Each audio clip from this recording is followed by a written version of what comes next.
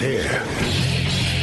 Now, broadcasting from the underground command post, deep in the bowels of a hidden bunker, somewhere under the brick and steel of a nondescript building, we've once again made contact with our leader, Mark Levin.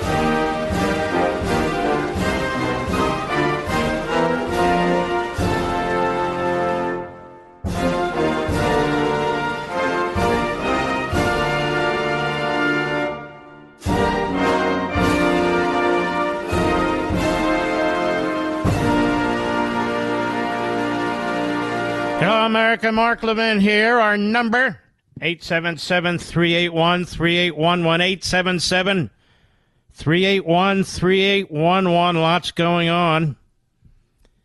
Smoke from Canadian wildfires have poured into the U.S., as Breitbart reports, on the East Coast and the Midwest, covering the capitals of both nations in an unhealthy haze, sending school recess indoors, prompting people to fish out pandemic-era face masks. While Canadian officials expanded evacuation orders and asked other countries for help, fighting more than 420 fires nationwide, air quality, with what the U.S. rates as hazardous levels of pollution, extended into central New York, with massive tongues of unhealthy air extending as far as Virginia and Indiana. In Baltimore, where officials warned residents to stay indoors when possible and limit outdoor exertion, Debbie Funk sported a blue surgical mask. Well, there's Debbie with her mask. Canada's wildfire season started early this year, accelerated very early, exhausting firefighting resources across the country. Smoke from the blazes in various parts of the country has been lapping into the U.S. since last month, but intensified with a recent spate of fires in Quebec, where more than 100 fires were burning and considered out of control. And it goes on. And the morons are talking about climate change. The fires were started in one case by campers and most of them by lightning. And the morons are going on about climate change. Always an opportunity. Always an opportunity. No, it's not climate change. It's the incompetent ruling class ideologues who don't know how to manage our forests. They've been saying for decades, nature will take care of nature.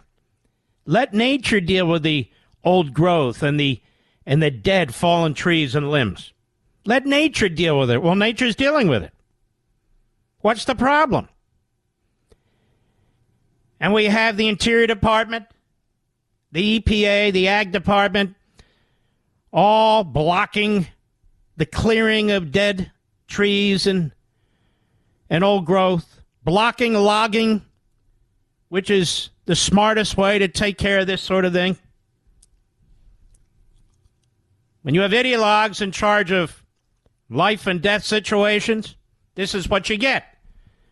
You also get brownouts and blackouts. You also get shortages of water and shortages of electricity. This is what they do. Why? Because they're idiots. And I noticed nobody's talking about the lack of competent forest management or wildlife management, where you go in and you clear this stuff out as best you can.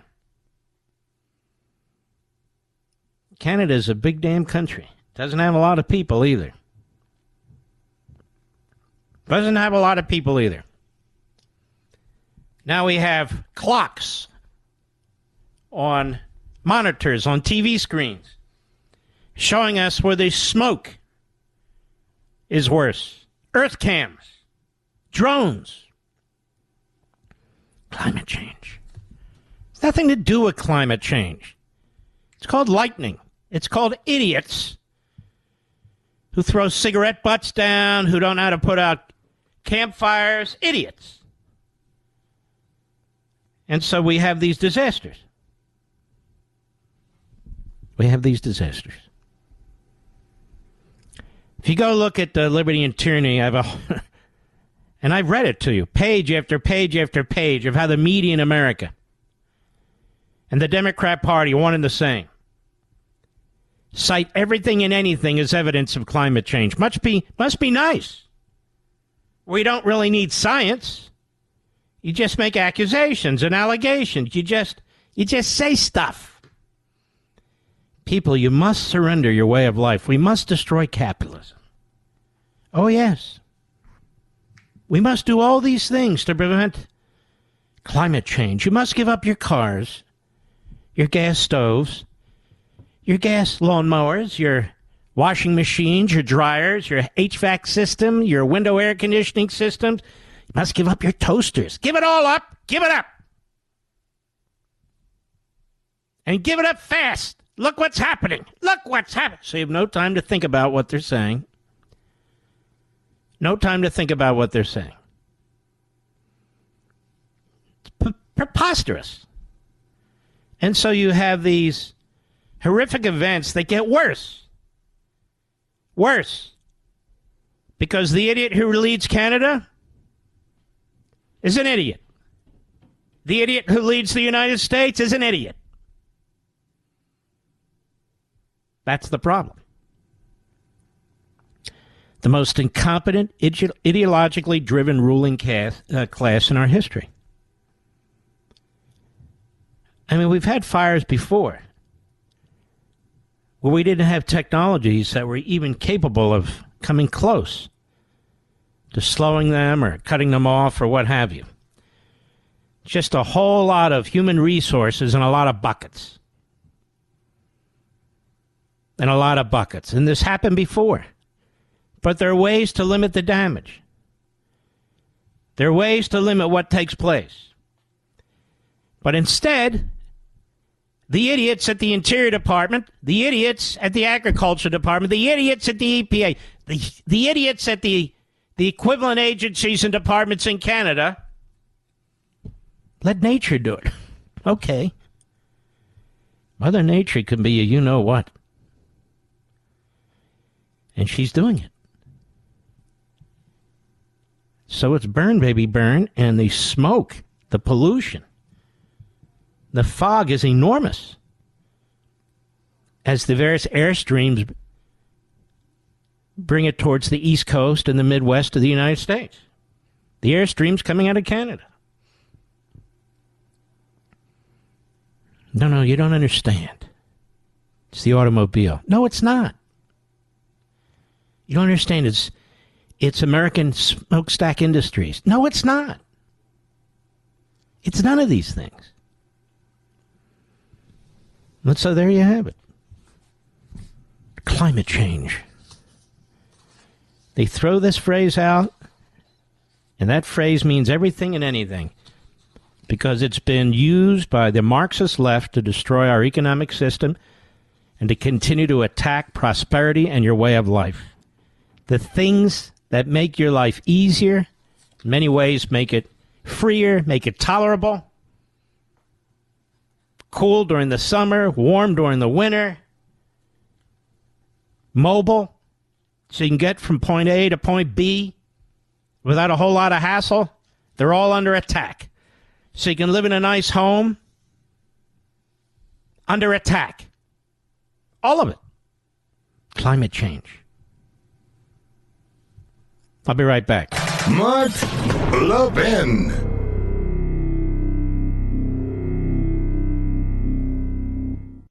If we've learned anything over the past 2 years, it's that unexpected things can happen. For example, average IRA and 401k balances fell 20% last year, according to Fidelity. We didn't expect that. But here's something that could help if you have an IRA or 401k. Physical gold in your IRA.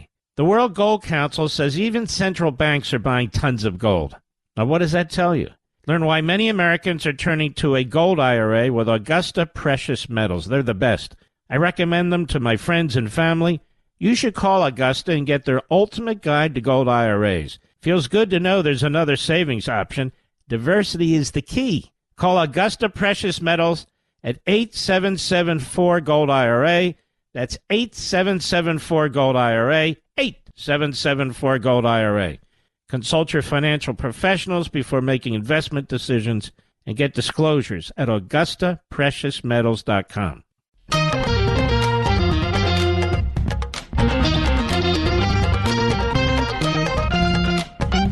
I want to get into what's happening to Donald Trump here, folks. I also want to make something clear that the story on Mark Meadows trying to cut a deal is a flat-out lie. It is a flat-out lie. So you're getting a lot of these leaks. Now, people are forced to testify under penalty of imprisonment and things of that sort. But in terms of him and his lawyers trying to cut a deal with the special counsel, that's a lie. And that's been reported, and so the reporting is a lie. And I imagine they came out of the prosecutor's office. And they're leaking like a sieve. And I think a lot of these leaks are coming right out of the Department of Justice, out of the Deputy Attorney General's office. Now, we're going to get into some of this. After all, I've been leading the battle against this. I've been leading the battle against Bill Barr and the legal analysts who've been encouraging an indictment of Donald Trump over the documents case. It's a disgusting disgrace. So let's start. Our friends at Just the News. Feds informed Trump he's a target likely to be indicted as DOJ rebuffs prosecutorial misconduct claim. Trump defense has submitted secret evidence alleging a prosecutor tried to sway witness testimony by discussing federal judgeship.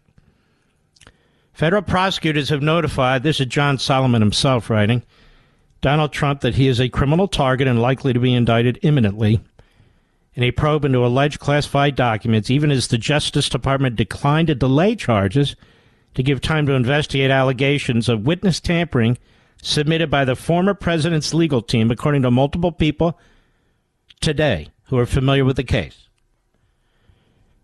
Now, one of the president's lawyers is Jim Justy, right, Mr. Producer? Jim Trusty, pardon. Jim Trusty. I know Jim's a good guy. He will be on my Sunday show on Life, Liberty, and Levin, and I think you'll want to catch him. The sources directly with the case told Just the News that DOJ declined to delay the planned indictment of Trump to investigate allegations that a senior prosecutor working on the case tried to influence a key witness by discussing a federal judgeship with the witness's lawyer. That allegation is still pending in a secret case before Chief U.S. District Judge James E. Boasberg, the jurist who oversees the federal court in Washington and the grand juries that convene in that courthouse, the sources said. Here's what you also need to know. James Boasberg was appointed by Obama. He's a radical leftist partisan. You need to know that. And the prior judge, who was also appointed by Obama, was another radical leftist partisan who didn't rule once in favor of any of Donald Trump's lawyers' motions. Not one. And on the day she left the court, she retired as the chief judge to be replaced by this guy Boasberg. She ruled that attorney-client privilege did not apply with respect to one of Donald Trump's lead counsels in the document case, based on the so-called crime fraud exception. It was a very controversial ruling, not to the media, of course. And that lawyer was ordered to testify in front of the grand jury and bring his notes. Beyond that, we don't know because the order was secret. Think about that. An historic federal indictment crafted by special counsel Jack Smith could be handed up by a federal grand jury against the 45th president as early as this week, or perhaps next week. Trump argued Smith is a partisan. He is. And the federal case against him is being treated differently than one against Joe Biden, who also was found with classified documents in his possession from his time as vice president.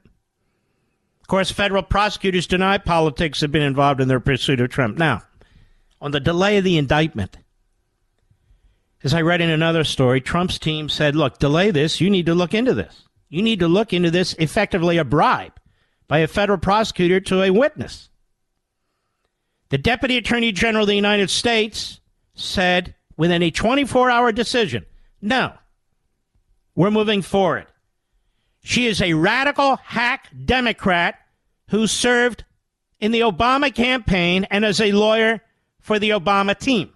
So you can see what's going on here. Obama's everywhere. Smith's prosecutorial team informed Trump's legal team in recent days that the charges against the former president could include a violation of 18 U.S. Code, Chapter 37, Section 793, that outlaws the, quote, gathering, transmitting, or losing, unquote, of national defense information. Other charges being considered involve alleged false statements and obstruction of justice. These are these process crimes. All claims the president and his team have robustly contested in public and in private. But Bill Barr has given them a lot of cover. Oh, yeah, I think this is an easy one, you know. No prior sitting American president has ever been indicted in federal court, and if the grand jury accepts the prosecutor's case, touch off an unprecedented legal battle certain to work its way to the Supreme Court, while lingering over the 2024 election, which Trump handily leads the GOP field by as many as 50 points in some polls. That's the goal. This is being done to elect Biden. It's being done to elect Biden. I don't care what all the other legal analysts have to say. It is preposterous that this has become the case of the century.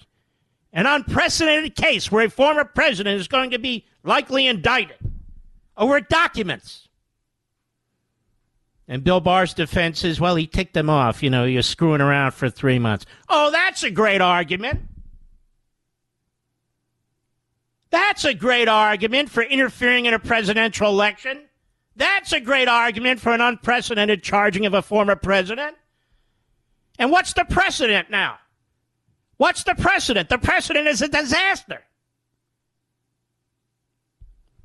According to multiple sources familiar with the ongoing probe, all of whom talked to Just the News on condition of anonymity because they were not authorized to talk to the media, Trump's lawyers have prepared a robust defense based on months of legal research. I'll continue this when I return. I'll be right back. If we've learned anything over the past 2 years, it's that unexpected things can happen. For example, average IRA and 401k balances fell 20% last year, according to Fidelity. We didn't expect that, but here's something that could help if you have an IRA or 401k. Physical gold in your IRA. The World Gold Council says even central banks are buying tons of gold. Now, what does that tell you? Learn why many Americans are turning to a gold IRA with Augusta Precious Metals. They're the best. I recommend them to my friends and family. You should call Augusta and get their ultimate guide to gold IRAs. Feels good to know there's another savings option. Diversity is the key. Call Augusta Precious Metals at 8774-GOLD-IRA. That's 8774-GOLD-IRA, 8774-GOLD-IRA. Consult your financial professionals before making investment decisions and get disclosures at AugustaPreciousMetals.com. The Mark Levin Show, where we create the talking points. Call in now, 877-381-3811. So as I go on in this article, which is important, Just the News does a very good job. John Solomon used to be one of the senior reporters at the Associated Press when I first knew him 25, 30 years ago. He's a real deal, a journalist. And he writes, Trump's lawyers have prepared a robust defense based on months of legal research, anticipating Smith might pursue charges. Trump's lawyers are prepared to argue that a president had broad powers under the Constitution to keep documents or declassify without any fanfare documents from his presidency and take them with him upon leaving office. That's the thing. This prosecutor is really trying to create sort of new law. This is unprecedented. And so when something's unprecedented, you really shouldn't unleash it against a former president of the United States. This is what this guy does. This is what he did to the former governor of Virginia. This is what he did to John Edwards in North Carolina. This is what he plans to do to Trump. He's going to bring untested arguments against a former president of the United States, not a former Secretary of State or Vice President of the United States. As I explained before, President's different. He is the executive branch. Not the Vice President, not the Secretary of State. He's different. And that's the way it's intended. He and he alone has the power to declassify if that's what he wishes to do. So why get into all this if you're a prosecutor? This is what the legal analyst should be asking and talking about, and the former Attorney General. Why open this Pandora's box? Why create or try to create new law on the back of a former president who's now the number one candidate on the Republican side, and done by the current president and his party? Goes on, they will rely heavily on a U.S. District Court case in Washington more than a decade ago involving former President Bill Clinton that concluded a president had broad and mostly unchallengeable power to determine which documents from his presidency can be kept personally, and that any documents moved to Trump's home in Mar-a-Lago, Florida, and Bedminster, New Jersey fall under that category. And that is a very logical and strong argument. So why bring this case? An American Bar Association report in 2022 seemed to agree with Trump's assertion that, quote, guidelines support his contention that presidents have broad authority to formally declassify most documents that are not statutorily protected while they are in office. Prosecutors plan to counter that authority does not extend to documents containing national defense information whose retention or release could jeopardize national security. But that's not what happened. If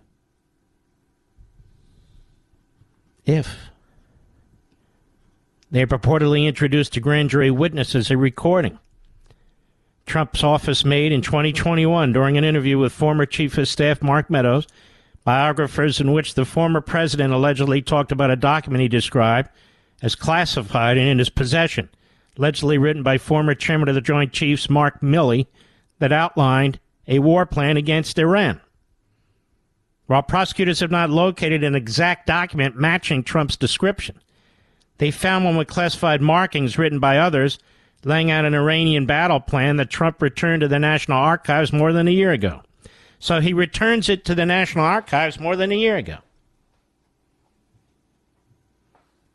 Trump lawyers have developed evidence showing the information from the plan was leaked to a major magazine by a senior military officer and plan to use that as evidence that it no longer could be considered national defense information, according to people familiar with both sides of the case. But one of the first disputes likely to be addressed is evidence that Trump defense team submitted to Boasberg, that's the judge, in a secret court proceeding recently, and to Deputy Attorney General Lisa Monaco. This Lisa Monaco is the main problem. She's the puppeteer, and Garland is the puppet. She runs the Department of Injustice. She's a bomb thrower. She's a radical crackpot. She is an Obama stooge. And they love this stuff. They love it. Burn it down, baby. Burn it down. They have no problem with it. Deputy Attorney General Lisa Monaco's office Monday, alleging a senior federal prosecutor working on the case discussed a federal judgeship with a defense lawyer for a key witness. Monaco's office informed the Trump team in the last 24 hours it was rejecting a request to delay the indictment so the allegation could be investigated. Why? What's the hurry? Why? The lawyer was already in line for consideration by the Biden White House for a judgeship when the prosecutor allegedly raised the nomination while trying to get additional testimony from the lawyer's client, according to sources familiar with the allegation. In other words, they were saying, you're in line to be a judge. You know, that can be pulled. That's the implication. Like the mob. And the Deputy Attorney General, representing Biden, of course, says, no, I don't see any reason to look into that or delay this. No, that's okay. Discussion raised concerns among defense lawyers that it was an effort to influence the witness, who has declined to change his testimony because he claims to have no other information about the movement of boxes and artifacts in Mar-a-Lago since he left the White House, the sources said. Got it? See what's going on? See how corrupt these bastards are? Will somebody please tell me why Chris Christie's running for president?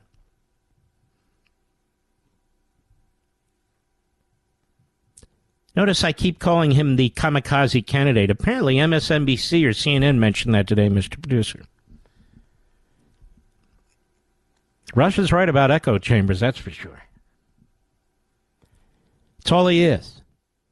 He's the Hindenburg in the form of a kamikaze. The New Jersey Hindenburg. And a kamikaze candidate. And by the way, he's not going to just aim for Trump. He's going to aim for DeSantis, too. He doesn't care if Joe Biden wins. Doesn't bother him, and not in the least. He'll go around saying, Trump can't win this. I love it when these guys with 1% keep telling the American people, particularly Republicans and conservatives, who can and cannot win. Maybe they're right or maybe they're wrong, but who cares? Just one idiot's opinion. Just one idiot's opinion. As far as I'm concerned. So that's what's going on here, folks. Now, we have our friend Jim Jordan, who was on the program last night, over at The Federalist. Sean Fleetwood. Jim Jordan demands that Merrick Garland forfeit records over the FBI's Mar-a-Lago raid. House Judiciary Committee Chairman Jordan sent a letter to Attorney General Garland yesterday, demanding documentation related to the FBI's raid of President Trump's Mar-a-Lago home. The raid, which took place on August 8, 2022, unprecedented again. Get a warrant, an armed FBI SWAT team on the former president's home. Think about this. Hillary Clinton gets away with it. Bill Clinton. Look at this. The raid took place on August 8, 2022.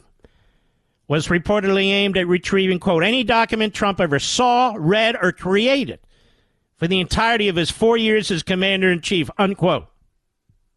Not too broad. Due to the unprecedented nature of the Biden DOJ conducting a raid on a former president, a potential 2024 rival, House Judiciary Committee Republicans sent letters to Garland, FBI Director Wray, and then White House Chief of Staff Ron Klain, demanding records pertaining to, quote, the execution of a search warrant and the decision to seek a search warrant for Trump's estate. The affidavit released by the FBI later that month justifying the agency's warrant application to raid Trump's Florida residence was nearly all redacted. So here we have once again the FBI, the Department of Justice, and some hack judge interfering in the way we govern ourselves, interfering in an election. And they won't reveal the information to we the people, to the electorate, to the citizenry. It's all an inside job.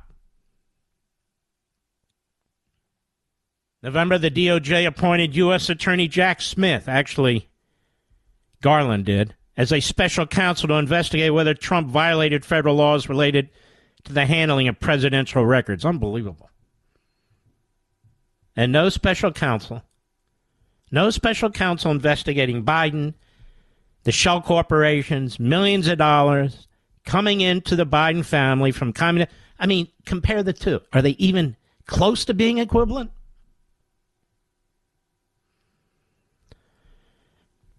The Judiciary Committee, quote, previously requested information and documents related to the FBI's raid on President Trump's residence and its subsequent investigation.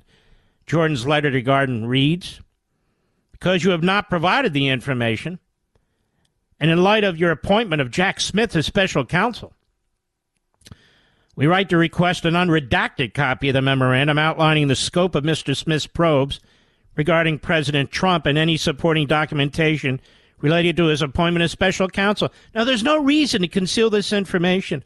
We want to know what authority you gave to this guy.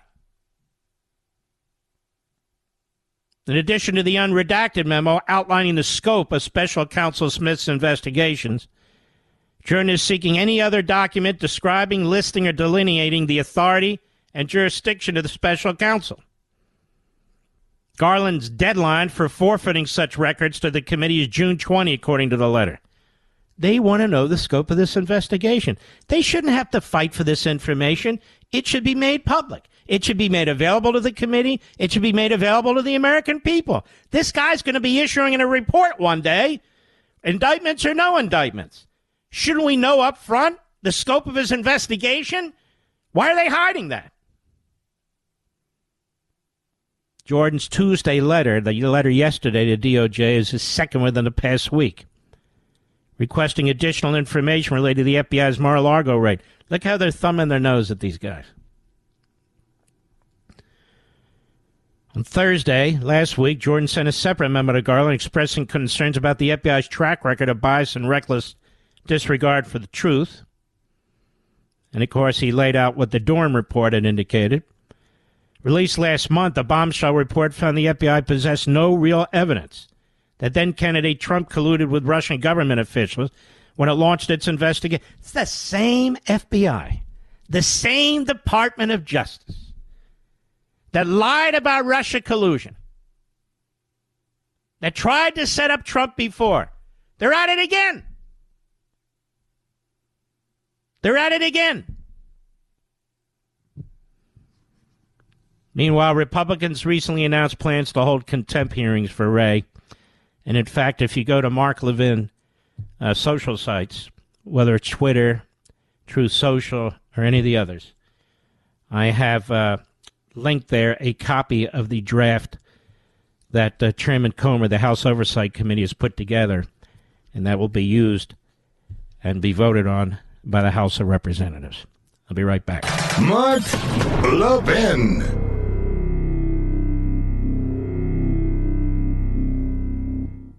If we've learned anything over the past 2 years, it's that unexpected things can happen. For example, average IRA and 401k balances fell 20% last year, according to Fidelity. We didn't expect that, but here's something that could help if you have an IRA or 401k. Physical gold in your IRA. The World Gold Council says even central banks are buying tons of gold. Now, what does that tell you? Learn why many Americans are turning to a gold IRA with Augusta Precious Metals. They're the best. I recommend them to my friends and family. You should call Augusta and get their ultimate guide to gold IRAs. Feels good to know there's another savings option. Diversity is the key. Call Augusta Precious Metals at 8774-GOLD-IRA. That's 8774-GOLD-IRA, 8774-GOLD-IRA. Consult your financial professionals before making investment decisions and get disclosures at AugustaPreciousMetals.com.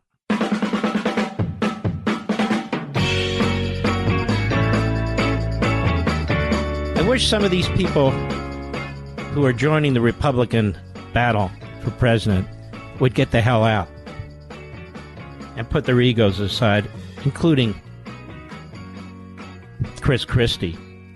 But he's not alone. There's other people who you know have no chance in hell. I mean, the problem is the serious candidates.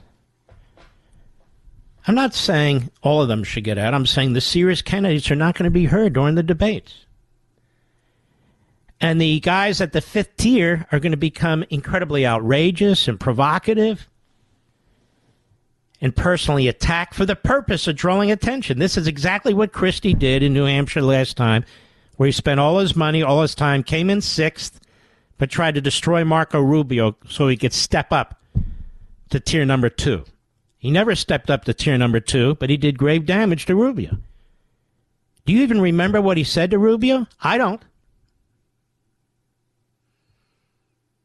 He has no lane, Christie. And there are others, some of whom are my friends. They sound great, they're great people, but nobody's going to vote for them. I hate to be the messenger, but, every now and then you need to be slapped into reality. Slapped into reality. And Chris Christie he's a chameleon. He had his head so far up President Trump's butt, and now he's an enemy. Now he wants to straighten things up. Really quite stupid. Lots more. I'll be right back. This segment of the podcast is exclusively sponsored by Pure Talk. Pure Talk offers great coverage and can save your family money on your wireless bill every single month. Go to puretalk.com to find the plan that's right for you. Thank you again for listening, and thank you so much for this sponsorship, Pure Talk. He's here. He's here. Now, broadcasting from the underground command post, deep in the bowels of a hidden bunker, somewhere under the brick and steel of a nondescript building, we've once again made contact with our leader, Mark Levin. Hello, America. Mark Levin here. Our number, 877-381-3811, 877-381-3811. I want to continue where we were most of the first hour because there's still a little bit more information before we move on. That's the great thing about a 3-hour program. You can actually go through stuff. Some of these people have 1-hour programs, 2-hour programs, boom, boom, boom, and they're gone, and you don't even know what the hell they talked about. That's not the benefit of conservative talk radio. The reason shows have 3 hours, whether it was Rush or Hannity or me or some of the others, is so you can engage a smart audience, smart people, principled people. Are not interested in superficial and surface level interviews or cut and run and hit and run.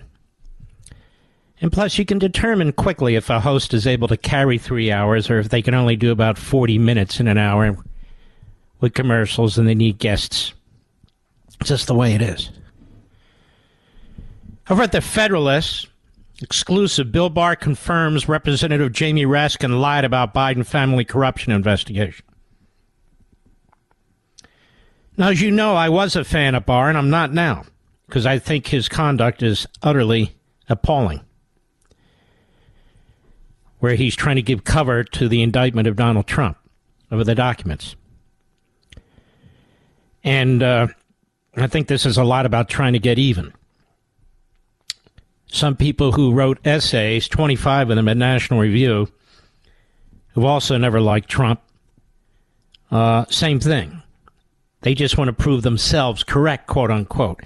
We're dealing with a corrupt Department of Justice, a politically driven Department of Justice. I don't know how much more evidence we need. It is swirling around. Even Helen Keller can see it.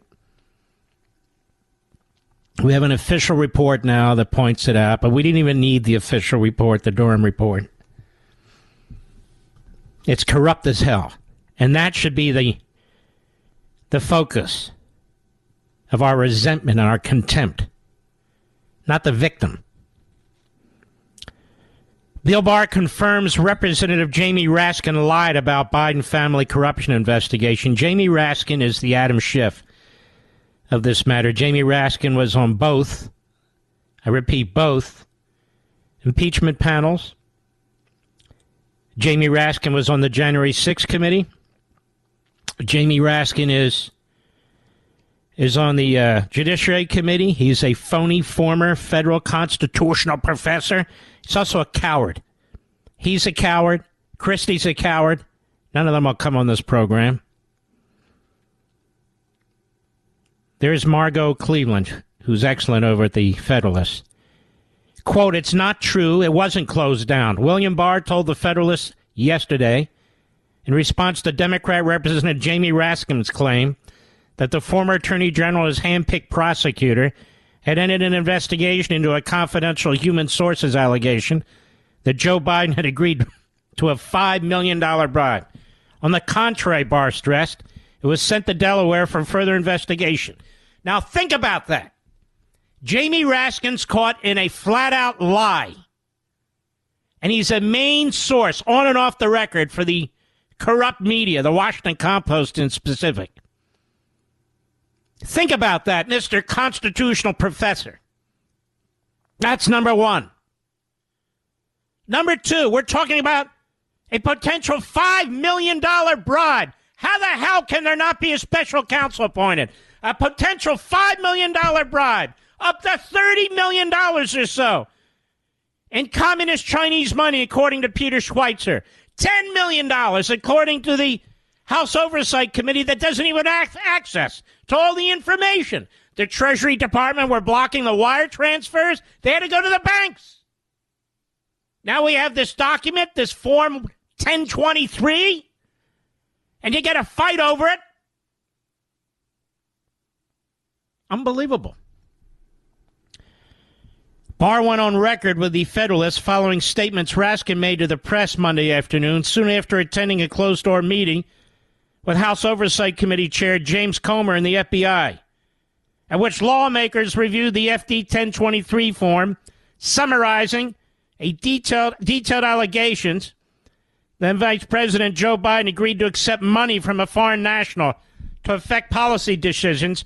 Raskin spoke to the media. What I learned, he claimed, was that Attorney General Barr named Scott Brady, who was U.S. Attorney for Western Pennsylvania, to head up a group of prosecutors who would look into all the allegations related to Ukraine.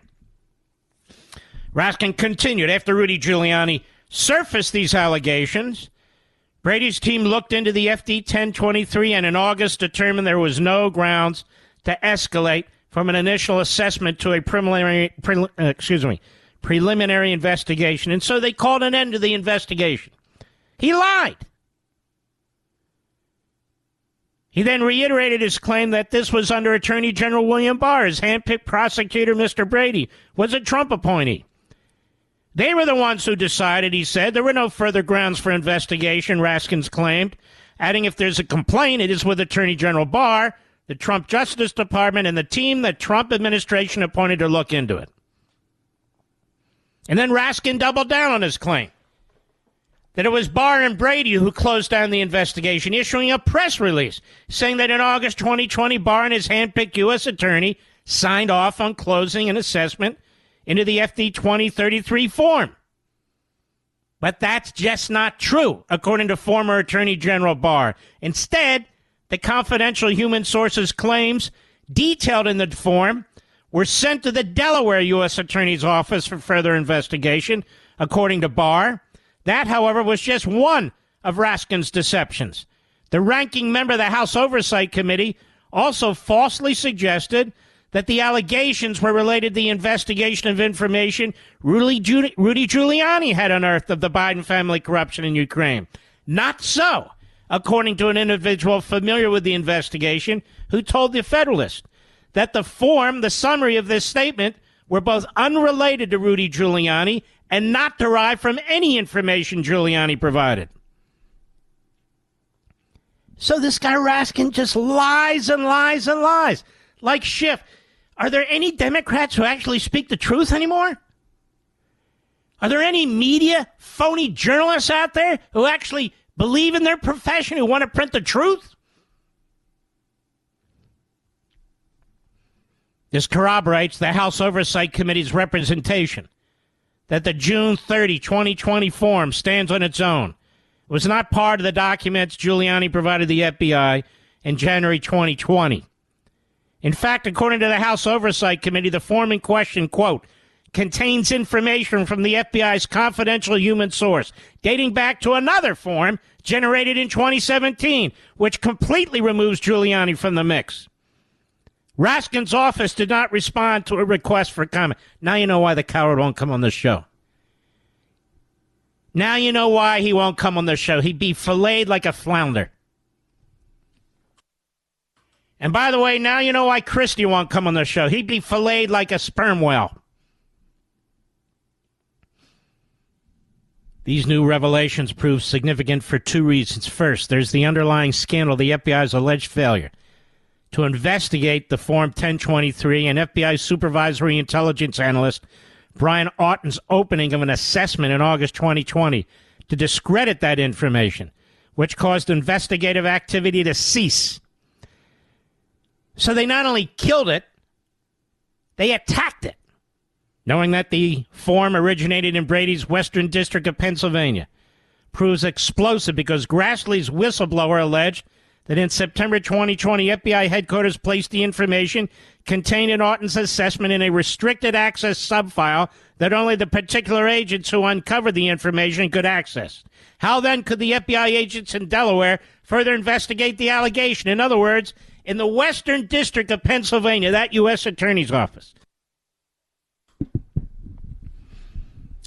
they hid information from the U.S. Attorney's Office in Delaware. This is a massive scandal on top of a scandal.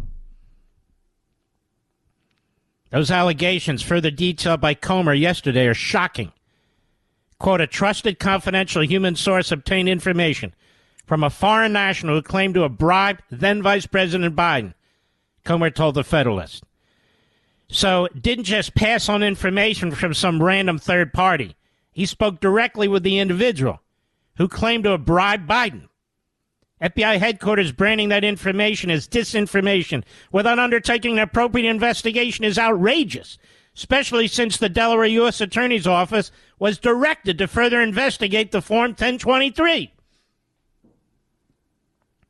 The second scandal is equally as large because it reaches to the top of the FBI, Christopher Wray. Wray may well have been in the dark about FBI headquarters falsely labeling the FD 1023 form as misinformation and secreting it away from other agents. So the Western District of Pennsylvania secreted it away from the U.S. Attorney's Office in Delaware. Think about that. But framing the intel from the highly credible longtime FBI source as coming from Giuliani reeks of a cover-up. Excuse me. And suggesting that Barr and Brady closed down an investigation into the allegations of the form when it was instead sent to Delaware for further investigation is a cover-up. So Barr has it sent to Delaware. Excuse me. There's information in Western Pennsylvania. They closed down that information, so those people, the U.S. Attorney in Delaware, don't have that additional information. The more the FBI leak and cover-up machine spins for President Biden, the worse the bureau looks, Senator Grassley told the Federalist. Enough is enough. It's past time for the FBI to come clean and show their work if they have any hope of salvaging their own credibility. Congressman Comer went further, the chairman telling the Federalist the FBI is attempting a cover-up. The Democrats are doing their bidding by lying to the American people. The FBI must produce this record to the House Oversight Committee's custody, and if not, we will take action on Thursday, tomorrow, to hold Mr. Wray in contempt of Congress. You believe this? This is the same FBI and Department of Justice that is going after Trump. I'll be right back. Mark Levin.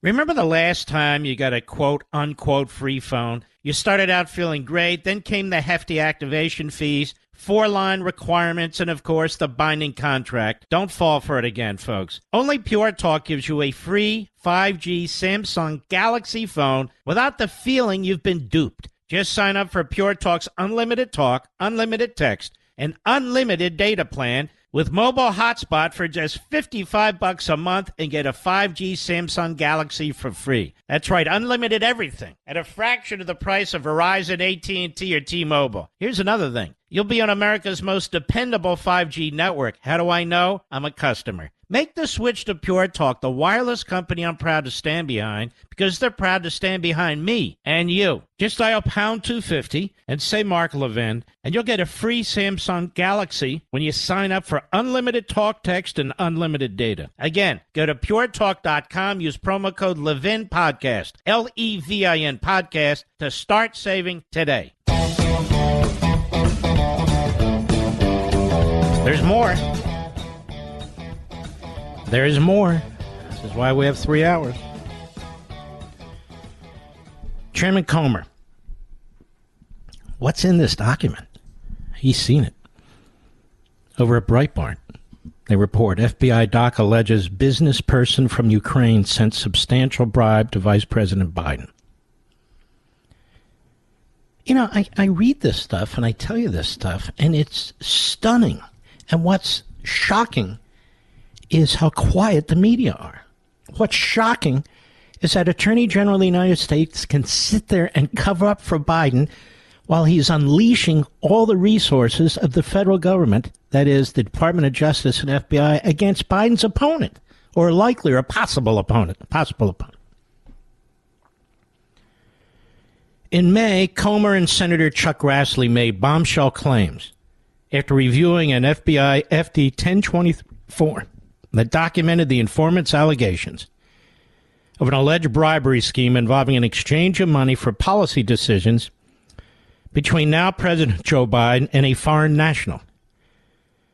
Comer disclosed the informant tip is dated June 30, 2020. Yes, it is Ukraine, Comer told Just the News. This Form 1023 involves a business person from Ukraine who allegedly sent a bribe, a substantial bribe, to then Vice President Biden. The Biden family frequently visited Ukraine for its respective business. Then Vice President Joe Biden served as the Obama administration's Ukrainian quote-unquote point person on U.S. foreign policy. He visited Ukraine 6 times while serving as vice president. 6 times to Ukraine.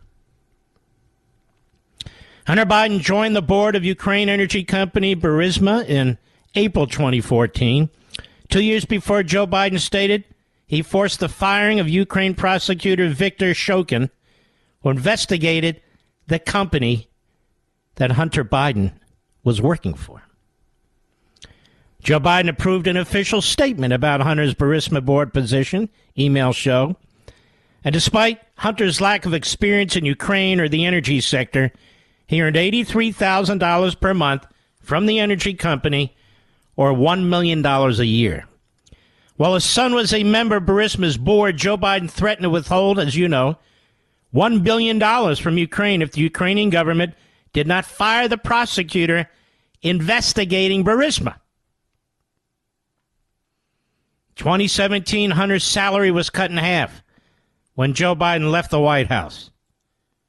Got that? According to former Obama White House stenographer Mike McCormick, Joe Biden allegedly promoted U.S. support for Ukraine's natural gas industry only days after Hunter Biden joined Burisma's board. You've got more conflicts right there. Right there. Delaware U.S. Attorney David Weiss refuses to allow McCormick to testify before his tax and gun probe into Hunter Biden, McCormick told the New York Post. What's that all about?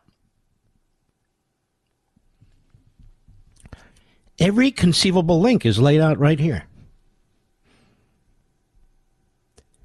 He threatens them. You either get rid of that prosecutor or we're withholding $1 billion in aid. The prosecutor's investigating Burisma. Burisma hires Hunter, pays him $1 million a year for nothing. For nothing. Oh, the prosecutor's corrupt. Corrupt or not, he was investigating Hunter. And Biden, that is not Hunter, Burisma, the company Hunter worked for. And Biden put an end to it. And why is he visiting Ukraine 6 times? 6 times?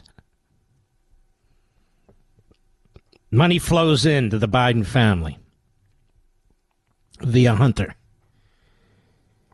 Then he takes on the communist China responsibilities. Money flows into the Biden family by the millions and millions. What, are we stupid? We're not stupid. We see what's going on here and these other foreign governments. Joe Biden's not smart. He's a moron. It's right there in front of us. They haven't even hidden this well. But there is a full-fledged cover-up taking place, led by the Attorney General of the United States, led by the Deputy Attorney General of the United States.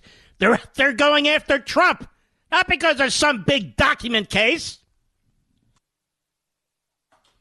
but because they work in service for the Biden crime family. That's why. Jonathan Turley, I think, understands all this. Most of the other legal analysts do not. You got to look at the big picture here. Got to look at the big picture here. Not in the weeds. Well, he had the document here, and on this date he had the document, and the national... None of that is the point! I'll be right back.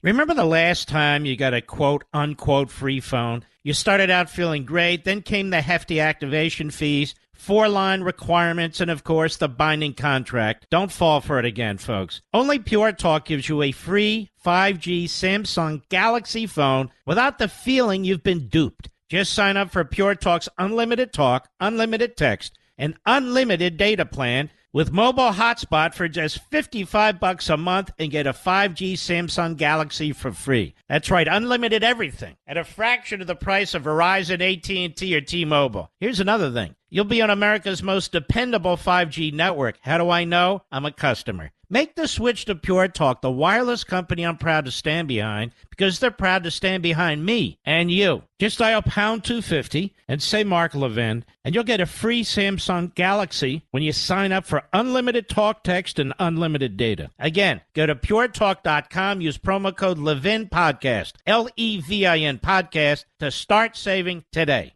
Mark Levin, the thunder on the right. Call in now, 877-381-3811. All right. Here we be. I think I've covered most of what I need to cover. Things will be changing all through the day tomorrow. I have no doubt about that. Excuse me, no doubt about that. I see over at CNN, Chris Licht, I guess his name was, who used to work for the goofball on, what is that, NBC? Who is that goofball? Stephen, what's his name? Colbert. I think he worked on that show, and of course they figured if he can work for that clown and do an unfunny show like that, then maybe he can save CNN. Here's the problem with CNN. There's no reason for CNN. Now, I'm not trying to clown around. I'm saying there is no reason for CNN to exist. Once it gave up on straight news, it either had to go left, right, or something. It went hard left under Mother Zucker, Jeff Mother Zucker, who destroyed the brand as a news station. Doesn't need to move conservative. There's Fox and there's Newsmax and OAN and so forth. It has no lane. It has no purpose anymore.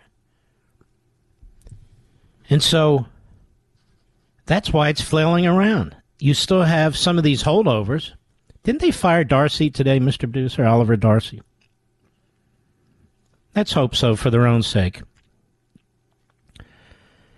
And then you have this. CNN internal survey shows viewers lost trust in the network over sensational COVID coverage. Samuel Bulkey over there at the Federalist. They lost confidence in its left-wing bias and histrionic COVID reporting, according to a 2022 survey commissioned by the network itself. Despite collecting bogus awards for fact-checking and special achievements for placing a premium on investigative reporting. Am I right or not? He's still there. Okay, well, there you go. The network failed to maintain the trust of the American people to the point where its own internal survey exposed its epic shortcomings. Partial copy of this survey was cited by Semaphore's Max Taney, who noted that the three highest causes of mistrust were liberal bias, the Chris Cuomo situation, and the network's COVID coverage. According to Taney, the report showed respondents across the ideological spectrum lambasting CNN's dire and overly dramatic and sensational reporting. Pretty bad.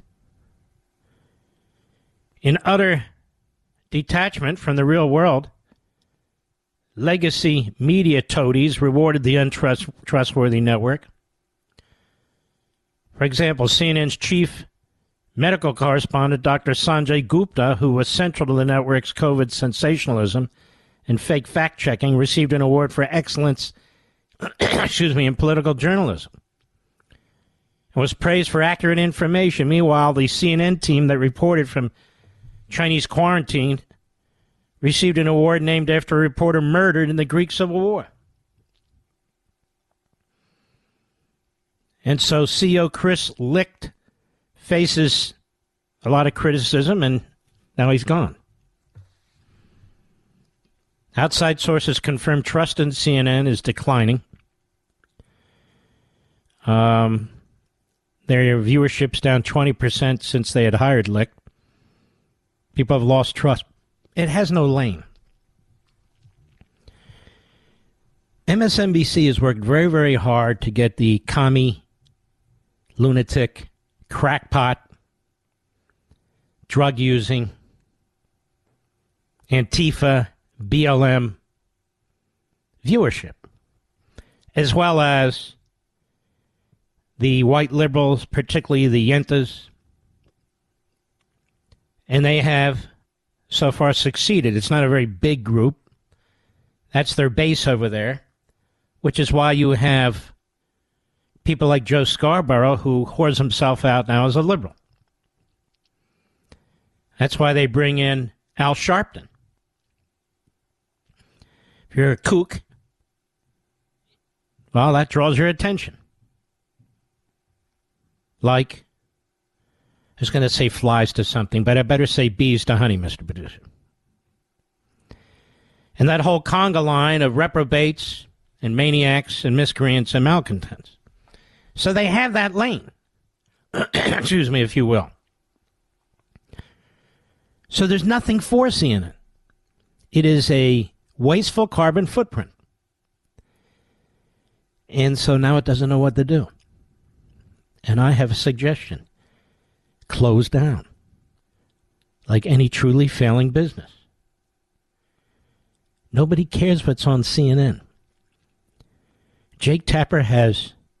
As a matter of fact, let me explain something. I don't think I pointed this out yesterday. The ratings for Sunday are out, Sunday night. 8 p.m. Eastern. We had a lot going on in this country in terms of viewer opportunities. You had the first game of the NBA Finals. That's always big. Starting at my time, 8 p.m. Eastern. You had Nikki Haley on CNN with fake Tap Out, a.k.a. Jake Tapper, in a town hall format. You had all the other big Sunday shows on the networks, and then, of course, you had my show on Fox, Life, Liberty, and Levin. Life, Liberty, and Levin on cable won the night, and it wasn't even close. We had 1.22 million viewers. CNN with Nikki Haley had 500,000. MSNBC had 450,000. It wasn't even close.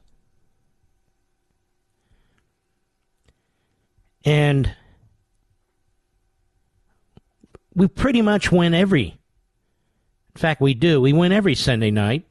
And usually you can add CNN and MSNBC together and we beat them by 2. As you can see there, you had 500,000, 450, that's 950,000 total on those two networks. I had 1.22 million.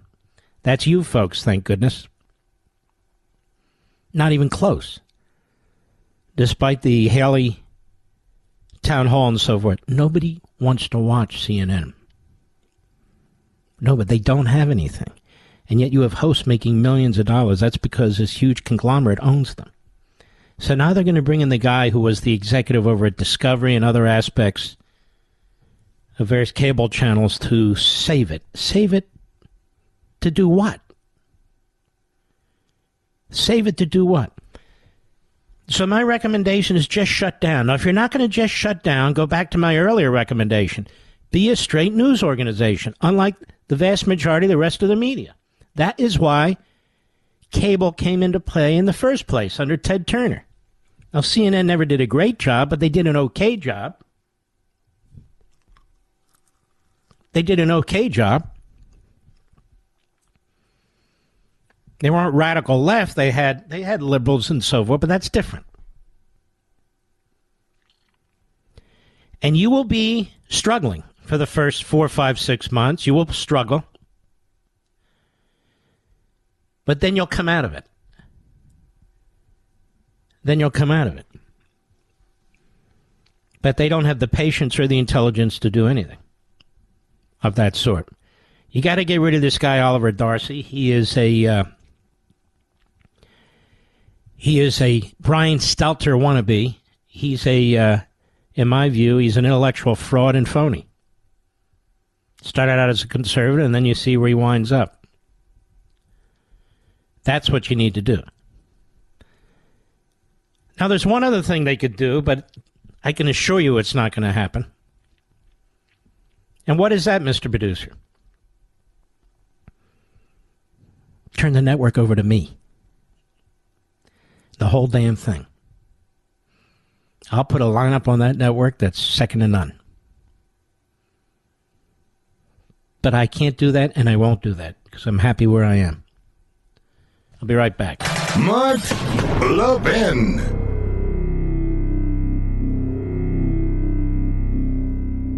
Remember the last time you got a quote-unquote free phone? You started out feeling great, then came the hefty activation fees, 4-line requirements, and, of course, the binding contract. Don't fall for it again, folks. Only Pure Talk gives you a free 5G Samsung Galaxy phone without the feeling you've been duped. Just sign up for Pure Talk's unlimited talk, unlimited text, and unlimited data plan with mobile hotspot for just $55 a month and get a 5G Samsung Galaxy for free. That's right, unlimited everything at a fraction of the price of Verizon, AT&T, or T-Mobile. Here's another thing. You'll be on America's most dependable 5G network. How do I know? I'm a customer. Make the switch to Pure Talk, the wireless company I'm proud to stand behind, because they're proud to stand behind me and you. Just dial pound 250 and say Mark Levin, and you'll get a free Samsung Galaxy when you sign up for unlimited talk, text, and unlimited data. Again, go to puretalk.com, use promo code Levin Podcast, Levin Podcast, to start saving today.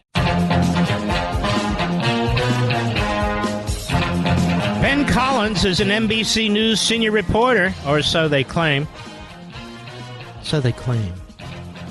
Benny is on the morning schmo show where every reprobate shows up. Birds of a feather. Here he is. This is a news guy. He's a senior reporter for NBC. Cut 11, go. If you were to listen to Ron DeSantis' launch with Elon Musk on Twitter, which a lot of you couldn't, but if you could find a way to get on there, you would hear nothing but just like weird acronyms: ESG, DEI, CBDCs. Do you even know what the CBDC is? That one I don't know. I'll bet you on the other two. Exactly. So that's a digital currency thing that they think is going to be like a rival to Bitcoin. But it's all a different language because they have funneled themselves into this really specific space where they just say everyone's out to get you. All these acronyms are out to get you.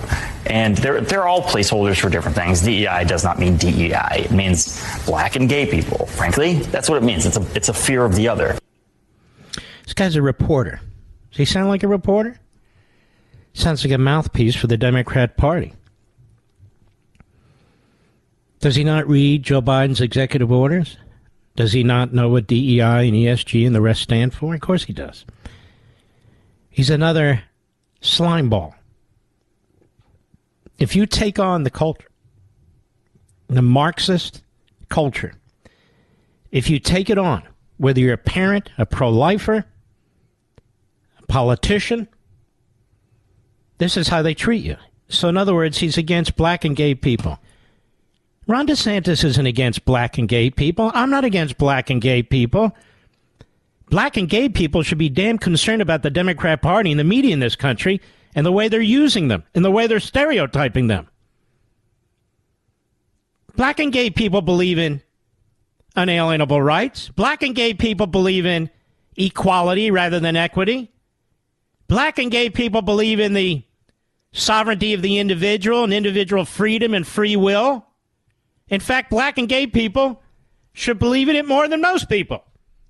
And so what Ben Collins is doing, NBC News senior reporter, is he's stereotyping black and gay people as radical Marxists. You see, they're part of groups. They can't think for themselves. They can't act for themselves. They're part of this groupthink.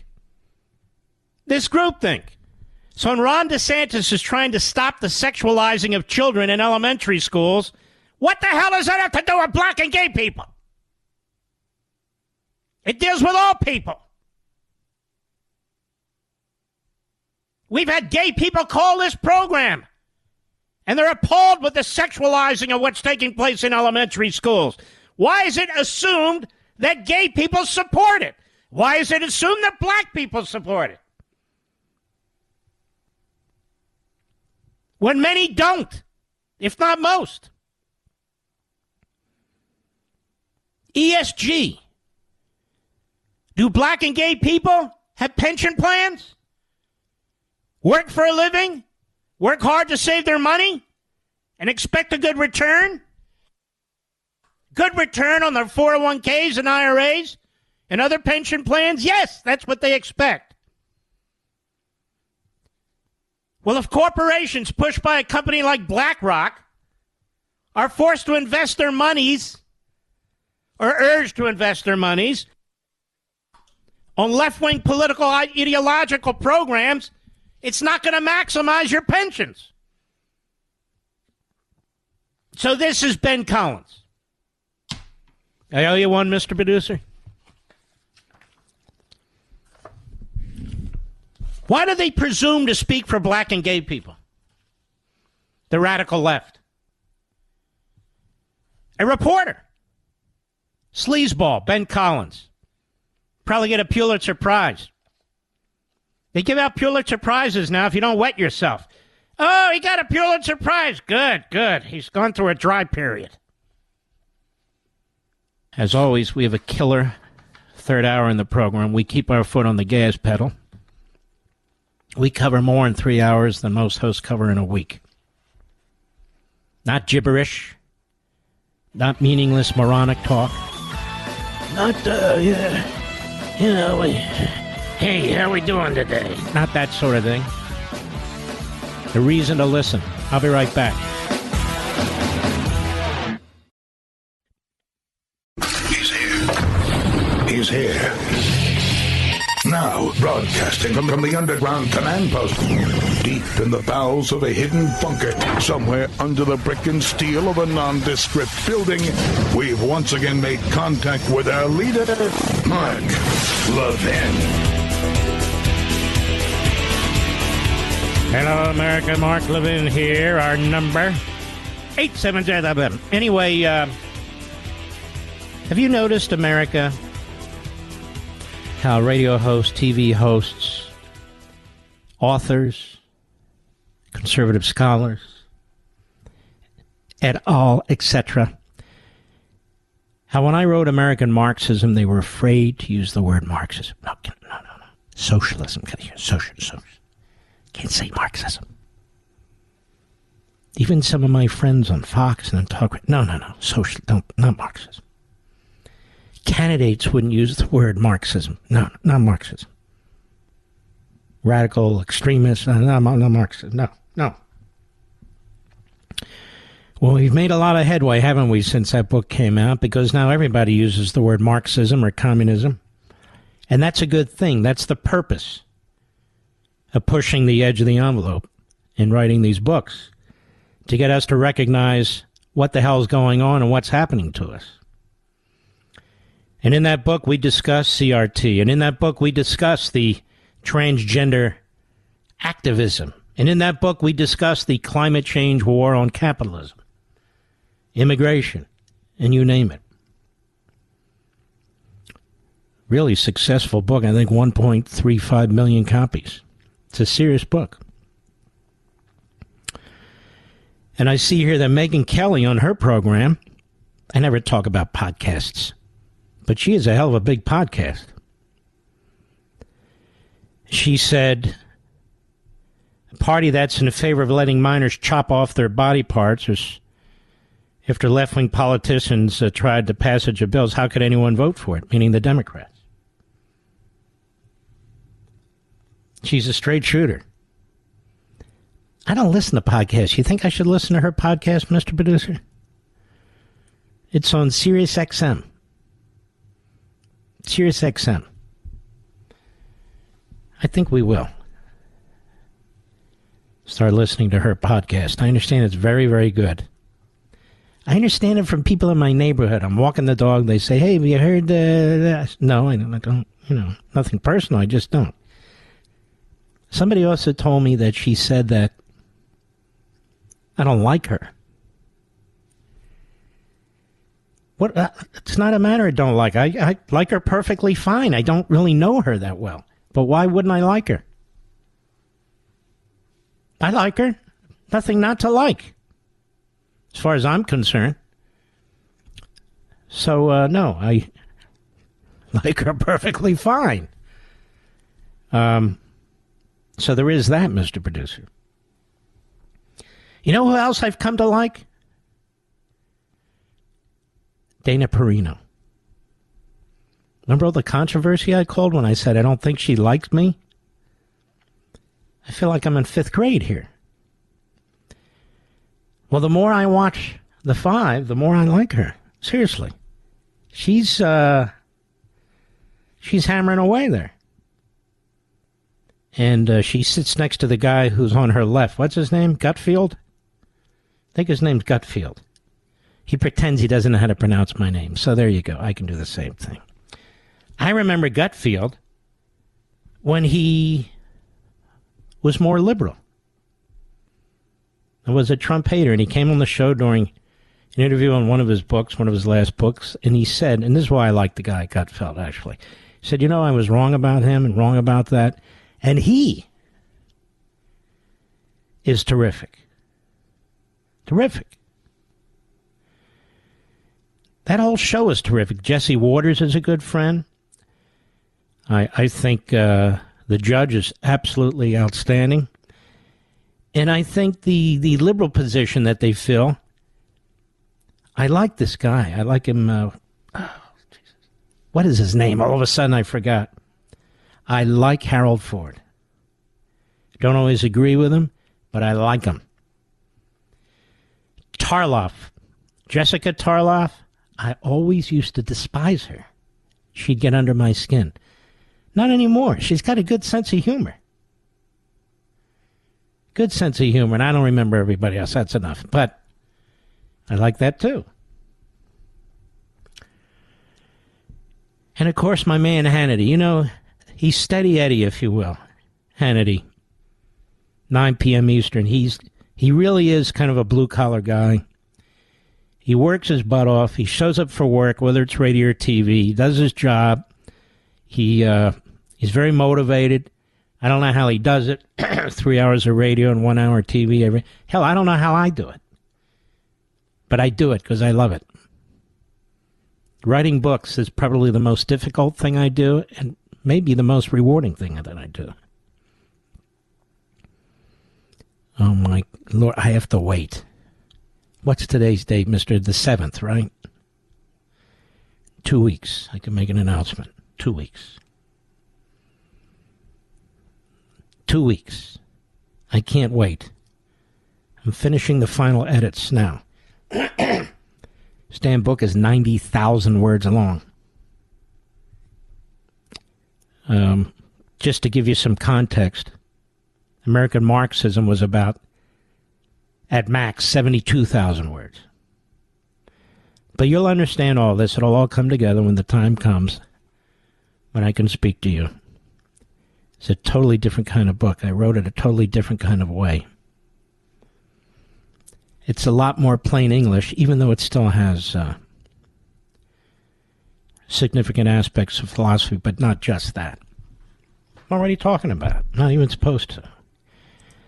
Question's going to be, once you hear the title, are retailers going to hide it in the back or even have it? Even present it? I'll tell you another interesting thing. We'll see if the Reagan Library, if we make an offer to go there, we're the number one money generator for the Reagan Library of any author, ever. See if they'll have us, Mr. Producer. They may not. We love the Reagan Ranch. It's just too small to do that sort of thing. I'm going to do very few book signings, and I will tell you why. Safety. It's that simple. It's a dangerous world out there. Safety. Maybe there'll be two. Maybe two. At tops three, maybe one. I don't know. We shall see. But I happen to agree with Megyn Kelly, which apparently I often do, which is, why would you vote for Democrats when they're talking about chopping off minors' penises and adding those penises to a minor girl? Hey, that's my party. That's for me. Now, you must confess that if you're a pervert, and you perverts know who you are, that if you're a pervert, the Democrat Party is your preference. If you're a pervert, the Democrat Party is your preference. If you believe in sexually abusing little kids, officially, that is, ensuring that there's pornographic books in elementary school libraries, ensuring that you teach little kids about genitalia and what they want to do with their genitalia, and if they think God gave them the right genitalia, you're a pervert. Sorry, you're a pervert. And if you do those things, you're a pervert. And a pervert is very close, in some cases, to being a pedophile. I'm not saying they all are. Media matters. Mediocreite. I'm just saying the possibility exists. Wouldn't it be nice, good old days, where we were debating whether there should be any sex education by the time kids are like in 9th grade, Mr. Producer?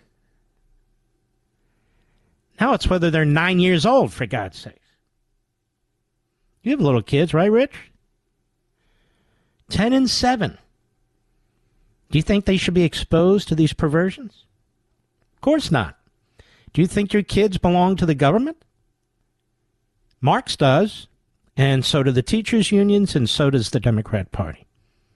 And so does the Southern Poverty Law Center. What do you mean?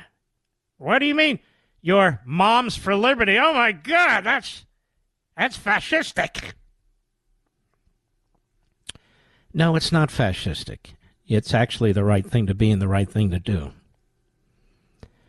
So New Mexico Democrat Governor Michelle Lujan signed a bill to permit minors to access cross-gender care and abortions without parental knowledge or consent. As written here by the Daily Wire in her Megyn Kelly discussion. The governor of New Mexico, she's so forward-looking. Do you know of any Republican governor that would sign anything like that? No. Do you hear all the Democrat leaders in Congress and throughout the country speaking out against this? Not one. Michelle Lujan signing a bill to, quote, permit minors to access cross-gender care and abortions without parental knowledge or consent. Minors can't even buy beer. Beer. They can't even buy beer. But they can get cross-gender care, get abortions, all kinds of cool stuff without parental knowledge. This generation is going to be remembered for some awful, awful things. The abuse of children, abortion, and mutilation of little kids. Wow, that's so progressive. That's a whole civil rights thing right there. No, it's sickening, as a matter of fact. I'll be right back. Mark Levin.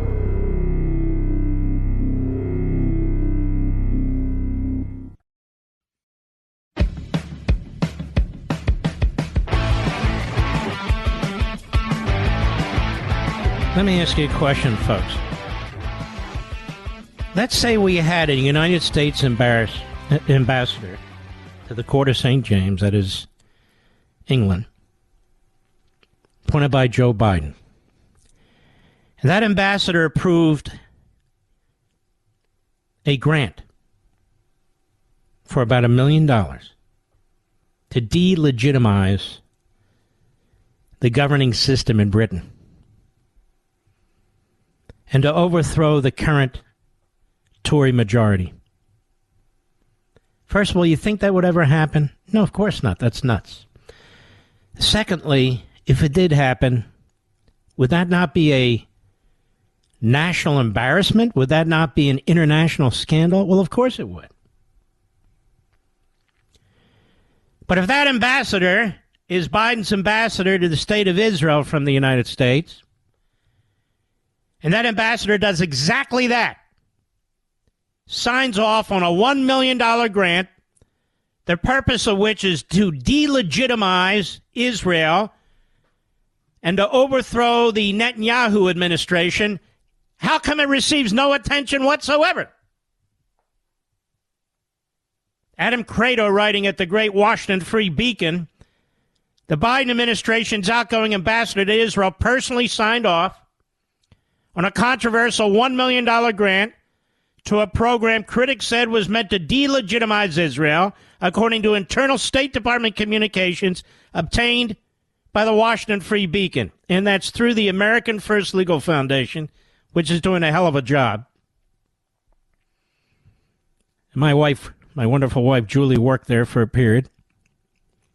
U.S. Ambassador to Israel Thomas Nides, that's N-I-D-E-S, Nides, approved the funding project in a January 2022 internal action memo, according to a trove of internal emails obtained by the American First Legal Foundation through a FOIA request for information about the grant.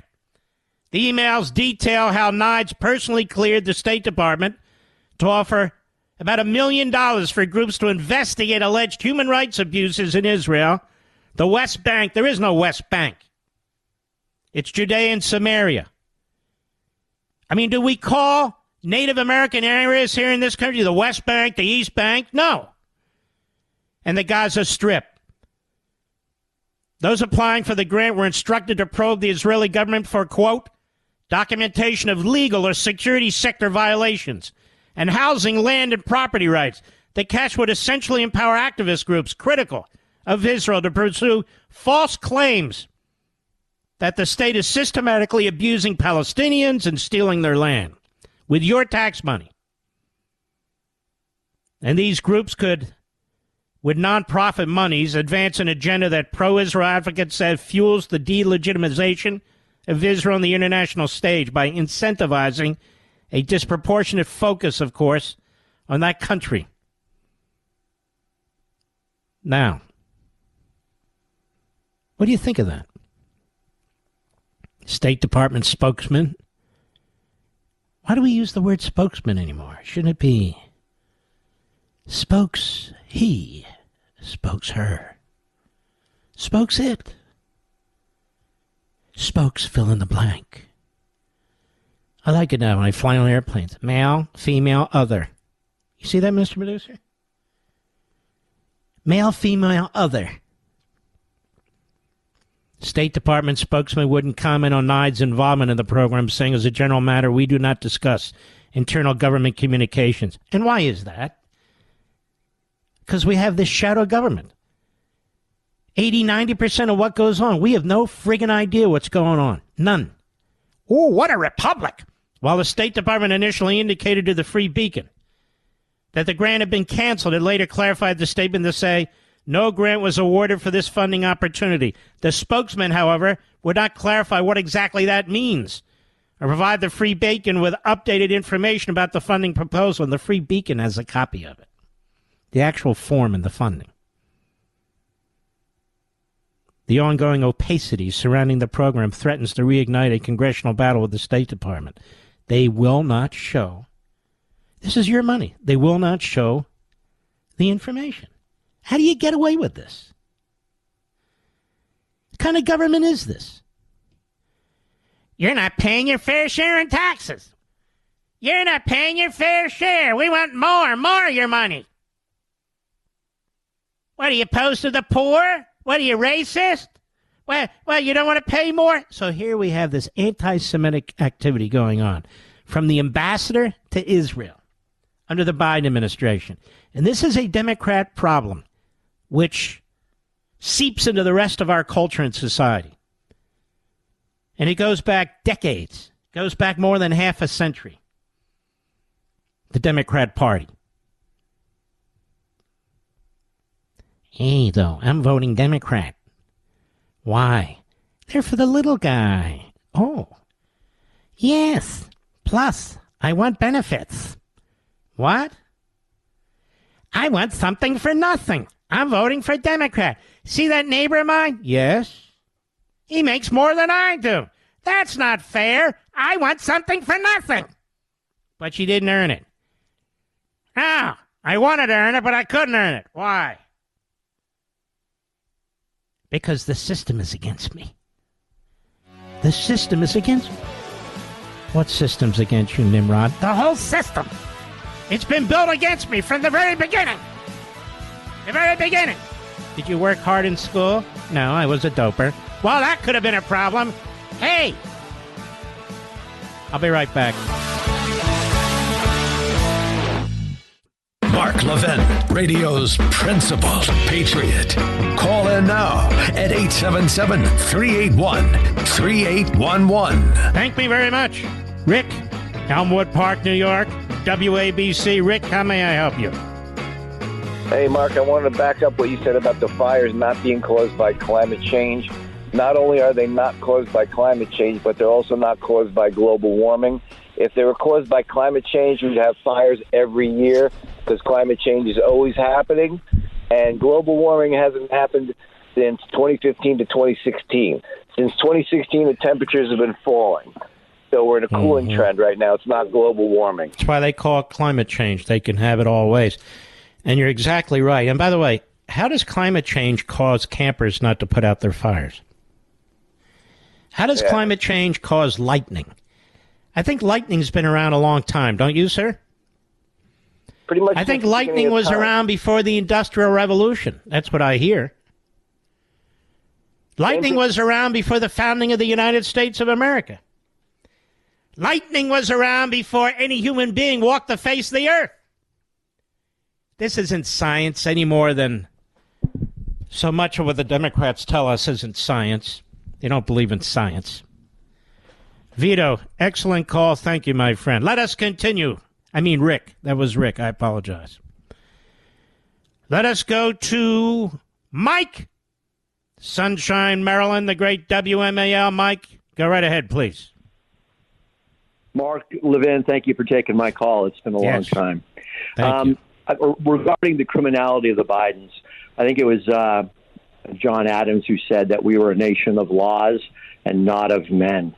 But now, sadly, no one named Biden, no one named Comey, no one named McCabe, Brennan, no one with those last names are ever going to see the inside of a jail cell. So we are now a nation of men, and that is very sad.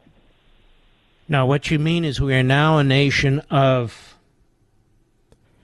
non-pregnant individuals. Yeah, men without uteruses. That's right. Correct, sir. You have a way of putting things better than I appreciate that. No, you're 100% right. Mike is gone now from Sunshine, Maryland. I wish I lived in a place that sounded like that. I live in a place called Leesburg, which I like, and then one called Jupiter, Mr. Producer. And people said Jupiter, named after a planet. I said it could be worse. We could be named after Uranus. That would be a problem, don't you think, Mr. Producer? But Jupiter, why are people laughing? Isn't Uranus a planet? Yes, they brought it back into the planet world. It is a planet. Uranus is a planet. So it could be worse. Where do you live? Jupiter, Florida. Where do you live? Uranus. Excuse you? Excuse you. We're going to name all the towns after the planets, you know. Let's take another call, shall we? Vito, Staten Island, New York, WABC. How may I help you, sir? Mark, how are you? How's everything? Thank you for taking my call. Well, thank you. Great. I just want to comment. I wanted to comment on Pence and Christie joining in. I think they're there. My honest opinion is they're just to disrupt things. They don't have a snowball's chance in hell of getting elected, especially Christie of even being considered to a VP spot. It just, you know, I mean, what's amazing about Christie? Christie's one of the nastiest blowhards on the political scene whenever he is on the political scene. He accomplishes very little. One of the nastiest blowhards, and then he attacks Trump for being juvenile. Well, is this guy looked in a mirror? I mean, I know the mirror must be substantial. No, if I'm him, I'm not looking in a mirror either. But you get my point, right? Yes, sir. I totally get it, and it killed me when I saw him hugging Obama after Superstorm Sandy.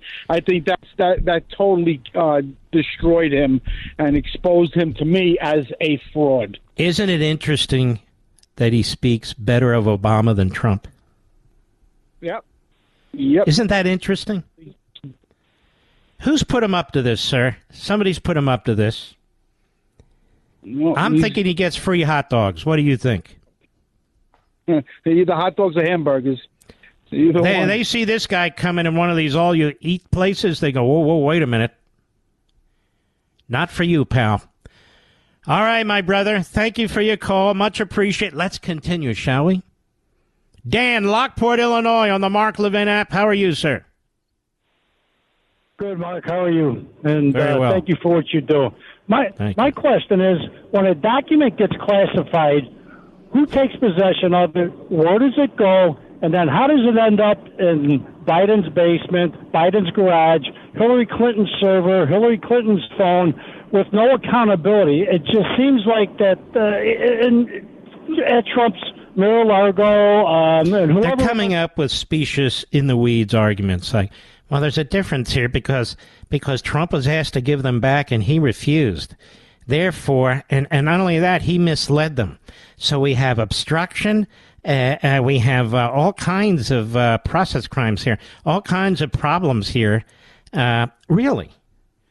So Biden keeps his mouth shut and keeps his documents hidden from his Senate days, where he takes the documents from the SCIF. Let me ask you a question, my brother. Isn't taking the documents from the SCIF itself, when you're a U.S. senator, you're not a president, itself a crime? Isn't that a crime? Yes. It sounds like espionage to me. It can be espionage. Wait a minute. You mean the Bidens, who have received millions and millions from the communist Chinese, from the Russians, from the Romanians, from the Ukrainians? How dare you, sir? It reminds me of the movie The Falcon and the Snowman. And, I remember that movie. That was a great movie. I don't see a lot of them, but that was a great movie. Yep. But, Mark, one more comment. If you do write your last book, call it Get Off the Big Phone Dope. That's right, I said it. Your classic lines. You're a good man. Thank you. God bless us. I used to listen to Bob Grant. I love those lines. It's a good title for a book, but what goes in the book? There's nothing that goes in the book. Well, I guess I could be berating leftists, right? Let us continue. Frank, Fort Worth, Texas, the great WBAP. Please go, Frank. Hey, Mark, it's an honor. Thank you. Your opinion on something. I'm thinking that what if the House investigated the news media for election interference. I think it might open up doors to Brain Dead Joe and Crackhead Hunter and the DOJ and the FBI. Yeah, but really to what end? There's nothing they can do about it. Well, if the news media is the focus, they would have to at least report some of it, and some of the word might get out. Maybe. I don't think there's anything we can do from a governmental perspective with respect to the media, and I'm not sure there's anything we want to do, given the First Amendment. I think the way we do it, and you're starting to see it, is to build competing media outlets. And you're seeing it with the Daily Wire, the Daily Caller, Blaze, Breitbart, so many others. I can't name them all, so I apologize to those I've not mentioned. And so you're beginning to see the development of competition. Newspapers are dying, if they're not dead yet. Certain cable channels are dying. You can see with CNN. And there's much more competition, and I think there's going to be much more competition. So the way you support the conservative competition is to watch it. All right, my brother. Frank, great call from Texas, the Republic of Texas. Let us continue, shall I? I'll be right back. Mark Levin.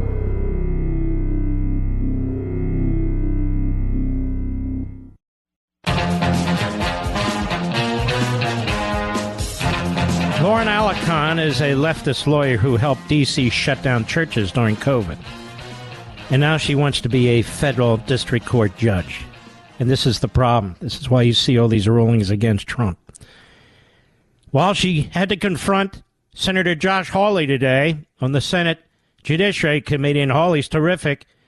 Hat tip Twitter, cut 17, go. What I was doing in a Capitol Hill Baptist church was defending the mayor, my client, against a constitutional challenge to one aspect of the COVID-19 restrictions.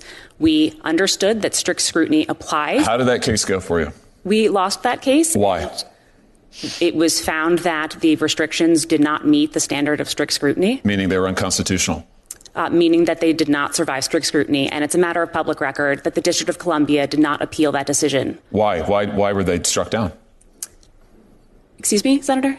Why were the restrictions that you defended struck down as discriminatory? Why were they? Because they did not satisfy. Why didn't they? The court concluded that there were restrictions that were not neutral of general applicability. Yeah. That's legalese. Why didn't they? Why didn't they on the facts? You know the facts. You were a good lawyer. Why'd you lose? We lost because applying the strict scrutiny test, the court concluded that the restrictions were not narrowly tailored to serve a compelling governmental interest. Because? Senator. Oh, come on, Judge. Don't make me do this. Do you want me to go through it for you? You lost because Mayor Bowser was going to mass protests herself personally with thousands of people celebrating them. By the way, which is fine. We have the First Amendment in the United States. I want to be clear. That is totally fine. You want to protest? Go for it. I think that's totally fine. That wasn't the problem here. At the same time she was doing that, she was prohibiting churches, religious people, from gathering socially distanced outside wearing masks. And the district court said, you can't do that. That's discrimination. You see how they won't answer questions like, what's a woman? Can you define a woman? The mayor of Washington, D.C. is a bigot. And she was discriminating against church-going people, parishioners. Now, if you're rioting or you're protesting against the country, that's okay. Much like the governor, the little putz out there in California, Newsom. That little dab'll do him. That look's been out for at least 40 years, but don't tell Newsom. Gruesome Newsom. Now, this woman wants to be U.S. District Court judge. She's been nominated because she's demonstrated how fantastic she is in defending the indefensible. I was defending my client, and my client said, this is what we needed to do. You don't have to. You can say, I'm not going to do it, or you can resign and protest. No, you don't understand. I'm defending my client. We didn't mean the strict scrutiny test. The strict scrutiny test applies to, among other things, the application of law against religious institutions. It looks at the First Amendment protections and says you have violated, in most cases, the Constitution. It's a strict scrutiny test. It's the highest test that the Supreme Court has concocted, has created. Strict scrutiny. Now, everybody knew it was unconstitutional what she was doing. She did it anyway. Everybody knew what Newsom was doing out there was unconstitutional. Businesses that they preferred were open. Churches, synagogues, mosques were all shut down. Gun stores were shut down. ABC stores were open. Warehouse stores were open. Like the virus goes, wait a minute, hold on. That's Walmart. We're not going in there. But the church, we're going in there. Yeah, let's go in there, guys. It's so pathetic. They follow the science. Remember they follow the science? No, they follow politics. The Democrats are the last to follow science. The only science they follow is political science. We salute our armed forces, police officers, firefighters, emergency personnel, our truckers, the freedom fighters in Ukraine and Taiwan and the rest of the world. And we celebrate you, the American people, the patriots. And listen to this program. We are deeply blessed, and thank you. How about you join us again tomorrow, same time, same place. I'll see you then. Have a good evening.